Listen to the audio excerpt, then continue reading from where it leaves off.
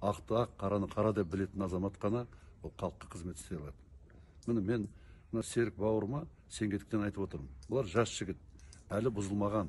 Сонда жаңағыстан құру үшін осындай әлі бұрын араласпаған, жаңадан сырттан келген, енді болам деп талпынып жүрген азаматтарға біз мүмкіндік беруіміз керек. Серіктің бойында бәрі бар. Ол біріншіден құрылысшы. Менің ең өзім құрылысшы болғаннан кейін құрылысшы деген сөз болса, мен сразу табаным құши бастайды. Себебі құрылысшы деген ол ерекше мамандық. Себебі адам ата жаралғалы бері қарай бәріміз де құрылыспен келатырмыз, солай ғой адам.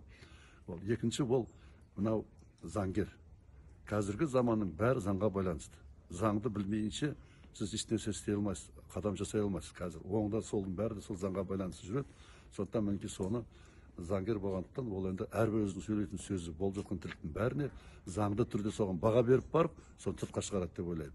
Сондықтан да бұл қай жағынан болса да бұл Серіктің сол бүгінгі заманға лайықты, жаңа президент айтқандай, жаңа Қазақстан құратын жастардың қатарына қосылып, сол парламентте отырып, үлкен елге еңбек етеді деген мен үлкен үміттемін. Сондықтан да мына Жамбыл облысының тұрғындарын сіздер мені жақсы білесіздер. Мен Тышанов Амалбек Қозбақұлы сол кезінде Жамбыл елінде қызмет жасадым. Енді қаншалықты мен жақсы жасадым, жаман еңбек еттім, оны баға береді тек сіздер халық қана ғой. Бірақ мен өз атымнан осы баланы Серік Сәлімұлын қолдауларыңызды сұраймын. Мен ойлаймын, сіздер менің өтінішімді, менің осы сіздерге жасаған осы арнауымды дұрыс түсінеді деген ойдамын. Себебі мен сенемін ол жігітке. Сіздер маған да сендіңіздер кезінде. Сол сияқты мен де сол жігітке сенемін, сіздер де сеніңіздер. Рахмет.